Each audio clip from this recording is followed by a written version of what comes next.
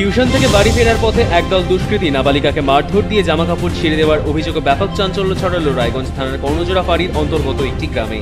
ওই অবস্থায় ওই নাবালিকা বাড়ি গিয়ে সমস্ত বিষয় বললে পরিবারের সদস্যরা নাবালিকাকে উদ্ধার করে রায়গঞ্জ মহিলা থানায় নিয়ে আসে। এই ঘটনায় রায়গঞ্জ মহিলা থানায় 5 জনের বিরুদ্ধে লিখিত অভিযোগ দায়ের হয়েছে। ওই নাবালিকা স্থানীয় একটি হাই স্কুলের 9ম শ্রেণীর ছাত্রী। ওই নাবালিকার মায়ের বক্তব্য, এদিন দুপুরে প্রতিবেশীর সঙ্গে ভুট্টার পাতা রাখাকে কেন্দ্র করে গন্ডগোলের সূত্রপাত। ওই নাবালিকা টিউশন পড়ে বাড়ি ফেরার সময় অভিযুক্তরা বেধড়ক মারধর দিয়ে জামাকাপড় ছিঁড়ে দেয় বলে অভিযোগ।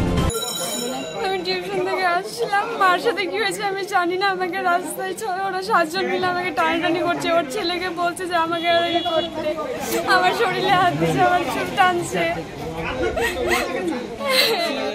আমার সাথে আমার বাড়িতে ঝামেলা ছিল, ভোটার খুঁড়ি নিয়ে। তাতে ওরা ঝামেলা করবে, আমার সাথে ঝামেলা করতে করতে ঝগড়া শেষ হয়ে গেল। আমরা তো খুঁড়িগুলো ওখান থেকে জানি না, আমাকেও আবার করাকুড়ি করছে। আমরা এটার বিচার চাই। আমি মেয়েটাকে আসলে নাই, আমার মেয়ের শাস্তি দেন। আমার মেয়েটা একটা ছেলে